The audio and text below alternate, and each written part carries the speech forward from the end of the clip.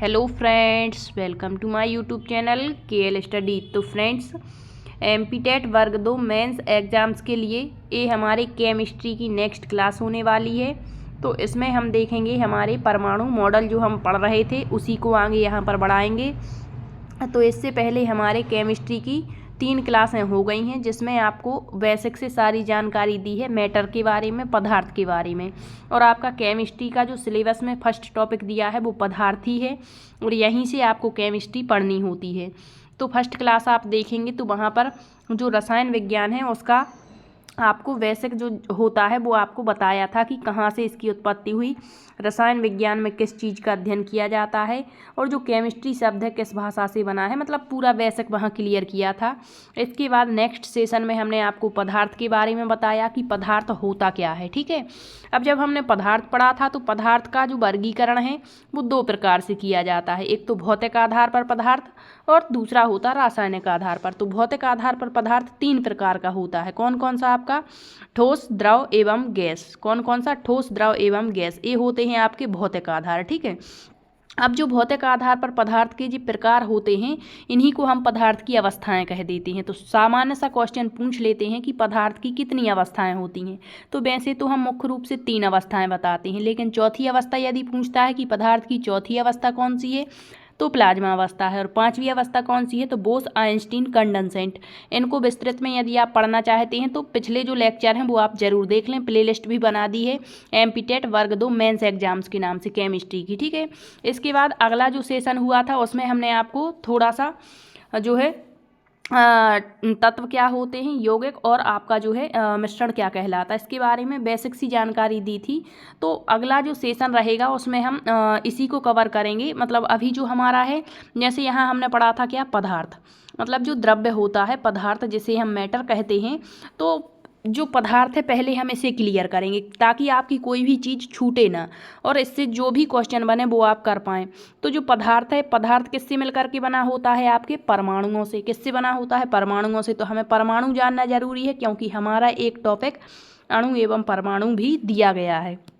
तो क्यों ना हम साथ ही साथ में लेकर के चलें ताकि आप हर एक चीज़ को अच्छे से समझ पाएँ। ठीक है, तो पदार्थ किससे मिलकर के बना होता है? परमाणुओं से। अब जो परमाणु होता है ये आपको बताया था क्या कहलाता परमाणु। ठीक है, अब कई विद्वान आए और उन्होंने अपने अपने तरीके से परमाणु के बारे में अपने विचार रखे। तो कई विचार ऐसे रहे जो असफल माने गए और उनको जो है सुधार के रूप में अगले विचार विद्वानों ने दिए।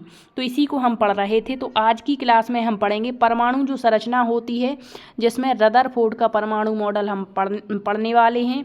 और ये बहुत ही इंपॉर्टेंट आपके वैज्ञानिक रहेंगे, मनोवैज्ञानिक तो नहीं कहेंगे, वैज्ञानिक कहेंगे। ठीक है, तो इन्होंने अपना क्या योगदान परमाणु के बारे में दिया, इससे पहले आप क्लास ज़रूर देखें क्योंकि वहाँ हमने परमाणु का जो विचार है डाल्टन ने किस प्रकार से दिया परमाणु विचार, इसके बाद परमाणु की जो पहला मॉडल है परमाणु का वो किसने दिया था, तो जे थॉमसन ने दिया था, जिसे तरबूज मॉडल कहते हैं। तो वो आप पहले देख लें क्योंकि जब तक आपका मतलब शुरुआत की चीज़ें पता नहीं होंगी तो आगे की चीज़ें आपको समझ में नहीं आएंगी। इसीलिए बार बार कहते हैं कि पहले आप आगे के टॉपिक जो हैं आपके वो कवर करें। और यहाँ पर आपको पूरा एनसीईआरटी का मैटर मिलेगा, इसके अलावा अन्य जो ऑथेंटिक बुक्स होती हैं उसका डाटा भी देखने को मिल जाएगा। और आपको रटना कुछ भी नहीं है। यदि आप रटते हैं तो ये फिर आपका पढ़ने का तरीका गलत होगा क्योंकि जो चीज़ हम रटते हैं वो भूल जाते हैं, लेकिन जो समझ कर के चीज़ें हम पढ़ते हैं तो लंबे समय तक याद रहती हैं। ठीक है, तो आइए स्टार्ट करेंगे आज के रदरफोर्ड के परमाणु मॉडल को।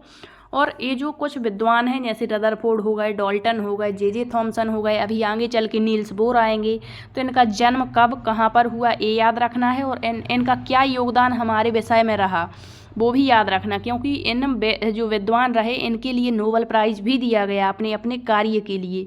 तो किस कार्य के लिए किस विद्वान को और कब नोबेल पुरस्कार दिया गया, यहीं से तो क्वेश्चन आउट करके पूछता है। ठीक है, तो ये आप याद रखेंगे, इनको हाईलाइट करिए आप। ठीक, तो देखिए इससे पहले क्वेश्चन बनता है सबसे पहले कि जो परमाणु है, परमाणु जो होता है उसके बारे में सबसे पहले जो है मॉडल प्रस्तुत करने वाले विद्वान कौन थे, तो वो थे जे थॉमसन। कौन थे? जे थॉमसन, जिन्होंने तरबूज आकार का मॉडल दिया था। अब आपने तरबूज तो देखा ही होगा, जो तरबूज होता है, तो इन्होंने बताया था कि जो बीच में, मतलब बीच में क्या होता है, इसका जो लाल भाग होता है वो होता है, इन्होंने कहा प्रोटॉन, और इसके जो बीज होते हैं जो सब में बाहर की तरफ फैले हुए हैं, इनको इन्होंने इलेक्ट्रॉन कहा था, इस तरीके से। ठीक है, अब देखिए यहाँ पर जो डाल्टन थे, डाल्टन ने परमाणु के बारे में क्या कहा था? डाल्टन ने कहा था कि जो परमाणु होता है वो अविभाज्य होता है, अविनाशी होता, मतलब उसको हम विभाजित नहीं कर सकते हैं, मतलब इस तरीके से बताया। ठीक है, अब जो रदरफोर्ड आए, इन्होंने क्या कहा? तो सबसे पहले रदरफोर्ड ने जो परमाणु मॉडल दिया, तो क्वेश्चन ऐसा भी पूछ सकता है, बताइए परमाणु मॉडल देने वाले विद्वान थे।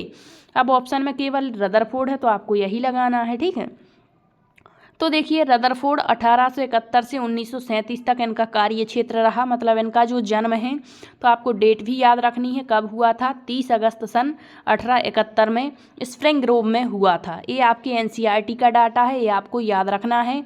अब इन्होंने जो है नाभिकीय भौतिकी का इनको जनक माना जाता है। तो देखिए अब एक एक मतलब पॉइंट यहाँ पर आपको याद रखना है कि पूछ लेगा नाभिकीय भौतिकी का जनक। क्यों नाभिकीय भौतिकी का जनक कहते? क्योंकि जो परमाणु है उसके अंदर जो नाभिक पाया जाता है उसकी खोज किसने की थी? तो इन्हीं रदरफोर्ड ने की थी। इसी कारण से इनको नाभिकीय भौतिकी के जनक कहा जाता है। ठीक है, तो याद रखेंगे आपकी नाभिकीय भौतिकी का जनक किसे कहा जाता है? तो रदरफोर्ड को। अब रेडियोधर्मिता पर अपना योगदान और सोने की पन्नी, इन्होंने जो बौछार कराई थी परमाणु के, जो इन्होंने सिद्धांत दिया उसमें जो बौछार की थी वो सोने की पन्नी पर की थी।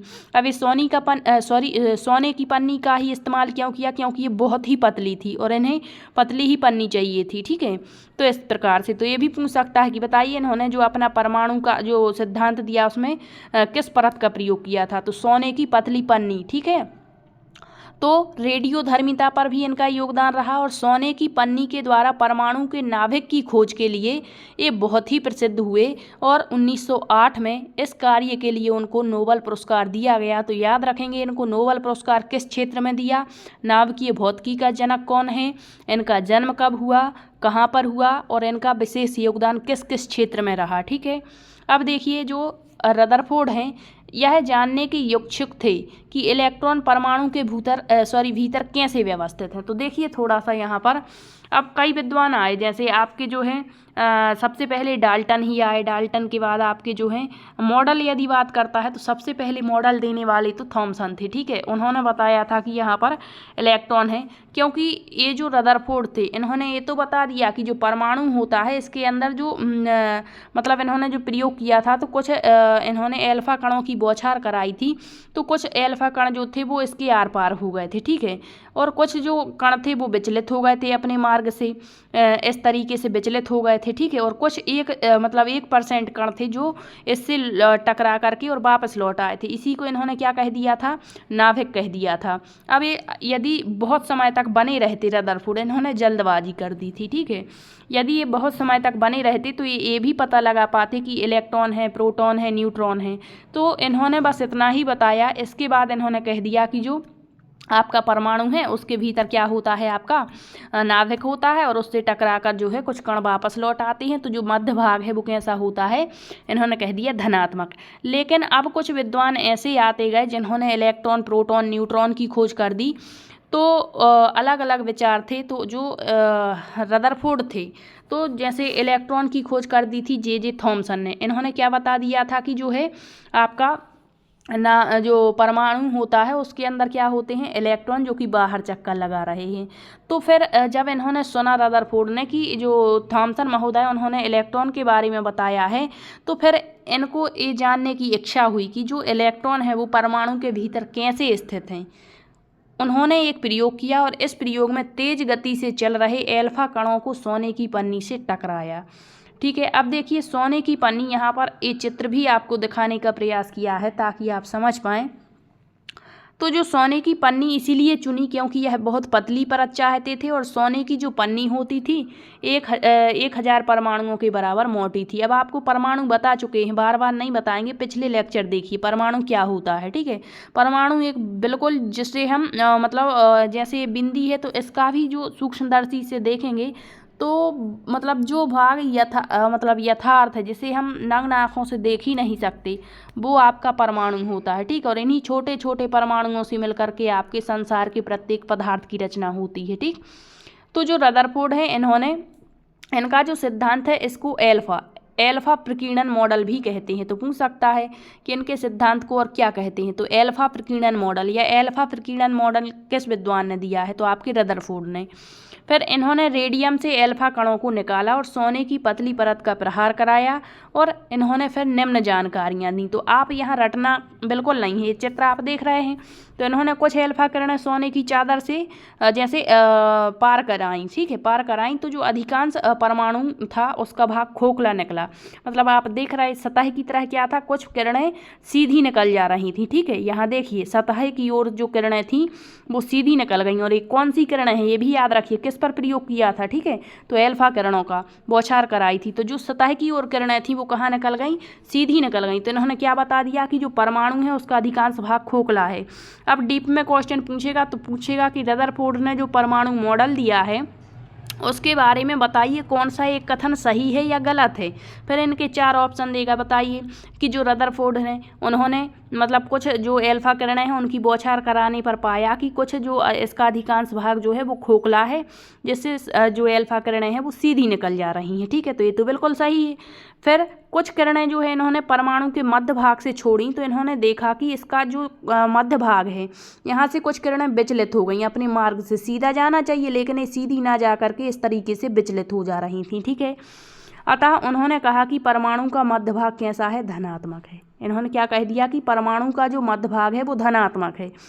फिर इन्होंने 20,000 से मतलब कम से कम 20,000, ठीक है, इतने एल्फा कणों को इन्होंने गुजारा था। तो जो परमाणु का मध्य भाग था उसमें से 20,000 में से एक एल्फा कण ऐसा था जो मध्य भाग से टकरा कर वापस लौट आता था या वापस लौट रहा था। इसी को इन्होंने कह दिया कि जो परमाणु का मध्य भाग है वो कैसा है? ठोस है। और उसी को इन्होंने नाभिक कहा, न्यूक्लियस कहा, और इसी कारण से इनको नाभिकीय भौतिकी का जनक कहा जाने लगा। 1908 में नोबेल प्राइज मिला। ठीक है, अब एक परमाणु का लगभग संपूर्ण द्रव्यमान जो होता है वो कहाँ होता है? तो नाभिक में ही होता है। और जो नाभिक होता है वो परमाणु के आकार की तुलना में काफ़ी कम होता है। अब आप बताइए, ए परमाणु होता है, ठीक है, और परमाणु यहाँ तो हम आपको दिखाने के लिए इतना बड़ा बना देते कि ये आपका परमाणु है। ठीक है, अब मान के चलिए ए है आपका परमाणु। ठीक है, बिंदी जो हम रख रहे हैं ये परमाणु है। अब इसके अंदर नाभिक होगा, तो बताइए नाभिक छोटा कि परमाणु? तो जब परमाणु के अंदर नाभिक है तो वो छोटा होता है, और जितना भी द्रव्यमान होता है वो कहाँ होता? नाभिक के अंदर। अब देखिए रदरफोर्ड के अनुसार परमाणु के नाभिक में क्या रहता है? प्रोटॉन। क्या होता है? प्रोटॉन। और इलेक्ट्रॉन कहाँ चक्कर लगाता है? बाहर। इन्होंने ये बाद में बताया। ठीक है, इलेक्ट्रॉन नाभिक के चारों ओर किस मार्ग में चक्कर लगाता है? तो वर्तुलाकार मार्ग में चक्कर लगाता है। तो ये आपका क्या है? परमाणु है। परमाणु के अंदर क्या है? नाभिक है। किसने बताया? आपके रदरफोर्ड ने। फिर इन्होंने बताया कि ये जो नाभिक वाला भाग है, मध्य का भाग है, ये ठोस होता है और धनात्मक होता है। और धनावेश किस पर रहता है? आपके प्रोटॉन पर रहता है। और जो इलेक्ट्रॉन है वो बाहर चक्कर लगा रहे। अब एक जैसे आवेश एक साथ नहीं रह सकते। यदि एक साथ धनात्मक और ऋणात्मक आवेश रहेंगे तो विस्फोट हो जाएगा। ठीक है, परमाणु बचेगा ही नहीं। तो इन्होंने बताया कि जो इलेक्ट्रॉन है वो बाहर चक्कर लगा रहे हैं। अब इनके मॉडल में कुछ कमियां रह गई थी। अब जो वर्तुलाकार मार्ग में इलेक्ट्रॉन चक्कर लगा रहे हैं उनका स्थायी हो पाना संभव नहीं है। मतलब जो चक्कर लगा रहा है तो वो स्थायी कभी नहीं होंगे। ठीक है, कोई भी आवेशित कण गोलाकार कक्षा में त्वरित होगा। त्वरण के दौरान आवेशित कणों से ऊर्जा का विकिरण होगा। इस प्रकार स्थायी कक्षा में जैसे ये अपनी कक्षा में घूम रहा है, मतलब कई कक्षाएं होती हैं। ठीक है, अभी बोरबरी का मॉडल पढ़ेंगे वहाँ पर देखने को मिल जाएगा। तो जो इलेक्ट्रॉन है यदि अपनी ही कक्षा में स्थायी होना चाहता है तो ऐसा पॉसिबल नहीं है, क्योंकि यदि वो एक कक्षा से दूसरी कक्षा में आएगा और धीरे धीरे एक समय ऐसा आएगा कि वो अंदर जो धनावेश है उससे टकरा जाएगा और विस्फोट हो जाएगा। इस प्रकार से जो है परमाणु जो है मतलब इलेक्ट्रॉन का स्थायी होना संभव नहीं है। अगर ऐसा होता है तो परमाणु में स्थिर होगा, जबकि जब हम जानते हैं कि परमाणु स्थायी होता है, यहाँ अस्थायी होगा। ठीक है, अब देखिए मैक्सवेल आए। मैक्सवेल ने भी अपना सिद्धांत दिया। तो इनका कहना क्या था? इन्होंने विद्युत चुंबकीय सिद्धांत का प्रतिपादन किया था। किसका? विद्युत चुंबकीय। और इन्होंने ही जो रदरफोर्ड है उनके मॉडल में कमी बताई थी। क्या कमी? देखिए इन्होंने सबसे पहले याद रखिए विद्युत चुंबकीय सिद्धांत किसने दिया, तो मैक्सवेल ने। इन्होंने बताया कि जब कोई कण वृत्तीय मार्ग पर चक्कर लगाता है तो वह ऊर्जा के क्या करता है, उत्सर्जन करता है। जैसे हम अपनी हथेली को रगड़ेंगे तो क्या कर रहे हैं, ऊर्जा उत्सर्जित कर रहे हैं। इसी तरह से जो इलेक्ट्रॉन है जब अपने वृत्तीय मार्ग पर चक्कर लगा रहा है तो वो क्या कर रहा है, ऊर्जा का उत्सर्जन। अतः इलेक्ट्रॉन भी ऊर्जा का उत्सर्जन कर रहा है, ठीक, जिस कारण उसकी ऊर्जा धीरे धीरे समाप्त होती जाती है और इलेक्ट्रॉन नाभिक में गिर जाएगा। मतलब एक समय जैसे ये सबसे पहले उच्च कक्षा में है, फिर निम्न कक्षा में आएगा इलेक्ट्रॉन चक्कर लगाते लगाते, और एक समय ऐसा आएगा कि ये नाभिक में आकर के गिर जाएगा, जिस कारण परमाणु का अस्तित्व समाप्त हो जाएगा। अतः मैक्सवेल रदरफोर्ड के परमाणु मॉडल को क्या बता दिया, अस्थायी बता दिया। जबकि हम जानते हैं कि जो परमाणु है वो कैसा होता है, स्थायी होता है। अब आते हैं बोरबरी। तो बोरबरी ने क्या दिया अपना परमाणविक मॉडल। तो नील्स बोर इनका पूरा नाम। जन्म कहाँ हुआ था, कब हुआ था, तो 7 अक्टूबर सन 1885 कोपेनहेगन में इनका जन्म हुआ।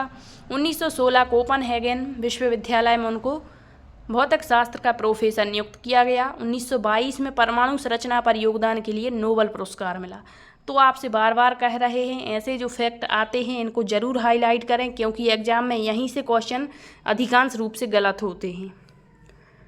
फिर प्रोफेसर नील्स बोर के विविध लेखों पर आधारित इन्होंने 3 पुस्तकें लिखी थी। कौन कौन सी, तो the theory of spectra and atomic constitution, atomic theory, और द डिस्क्रिप्शन ऑफ नेचर। ये ऐसे क्वेश्चन हैं जो डायरेक्ट फैक्ट के रूप में पूछे जाएंगे, ठीक है, तो याद रखिए इनके बारे में। अब जो रदरफोर्ड का मॉडल है इस पर उठी आपत्तियों को दूर करने के लिए नील्स बोर ने परमाणु संरचना के बारे में अपनी अवधारणाएं बताई। क्या अवधारणाएं, तो देखिए सबसे पहले नील्स बोर के अनुसार परमाणु के केंद्र में क्या है, नाभिक है। नील्स बोर ने क्या बताया कि परमाणु के केंद्र में नाभिक है। ये तो पहले ही पता लग चुका था रदरफोर्ड के सिद्धांत से, ठीक है। तो इन्होंने भी क्या बताया कि परमाणु के केंद्र में क्या है, नाभिक है, और इलेक्ट्रॉन बाहर वृत्तीय कक्षा में क्या करते हैं, चक्कर लगाते हैं। मतलब अपनी कक्षा में चक्कर लगाते, कुछ निश्चित कक्षाएं होती हैं इसके लिए, ठीक है। इलेक्ट्रॉन अपनी चक्कर अपनी नियत कक्षा में लगाएगा, मूल कक्षा में, ठीक है।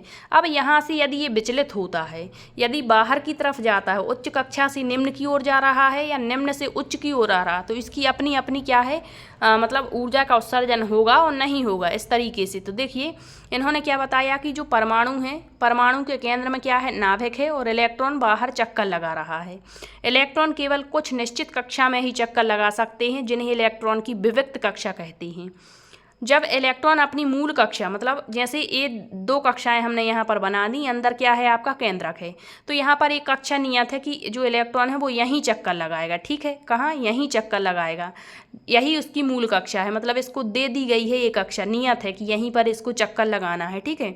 यहीं पर आपका जो है इलेक्ट्रॉन चक्कर लगाएगा, तो यही विविक्त कक्षा है। अब क्या होता है कि जब इलेक्ट्रॉन अपनी मूल कक्षा में चक्कर लगाता है तो वह ऊर्जा का उत्सर्जन नहीं करता, मतलब ये ऊर्जा नहीं बना रहा, ठीक है। अर्थात ऊर्जा में यहाँ पर कोई परिवर्तन नहीं होता है। लेकिन जब इलेक्ट्रॉन नाभिक से दूर वाली कक्षा में जाता है, मतलब एक इसके बाहर कक्षा है, तो जैसे ही इलेक्ट्रॉन नाभिक से दूर वाली कक्षा में पहुँच जाता है उचट करके, कूद करके, तो क्या होता है, कक्षा में उच्च कक्षा में जाता, मतलब नाभिक से दूर, मतलब ये नाभिक के पास है, जितने नाभिक के पास होगी उतनी निम्न कक्षा होती है, और जितने दूर जाएगा वो उच्च कक्षा होती। तो जब नाभिक से दूर अर्थात जो इलेक्ट्रॉन है वो निम्न कक्षा से उच्च कक्षा की ओर जाएगा, तो वह किसी बाह्य स्रोत से क्या कर लेता है, ऊर्जा ग्रहण कर लेता है, और उसकी ऊर्जा क्या हो जाती है, बढ़ जाती। तो यहाँ से डायरेक्ट क्वेश्चन पूछता है, और यहाँ से क्वेश्चन अधिकांश रूप से गलत होते हैं। क्वेश्चन देगा आपसे कि जब कोई इलेक्ट्रॉन अपनी नियत या विविक्त कक्षा से या नाभिक के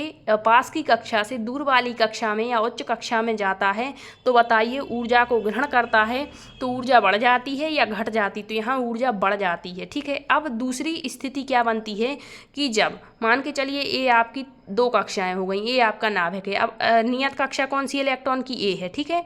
अब यहाँ आपसे कह दिया कि जब इलेक्ट्रॉन नाभिक से दूर वाली कक्षा से, मतलब यहाँ से यहाँ आ जाता है, ठीक है, पास वाली कक्षा में, तो वह ऊर्जा का उत्सर्जन करता है और उसकी ऊर्जा में कमी आती जाती है, ठीक है। तो जब दूर जाएगा तो ऊर्जा बढ़ती है, पास आएगा तो ऊर्जा में कमी आती है। अब इसकी कक्षाएं देखिए, इनकी कक्षा या कोषों को ऊर्जा स्तर कहते हैं। तो पूछेगा बोरवरी ने जो कोष बताया उसको क्या कहते हैं, ऊर्जा स्तर।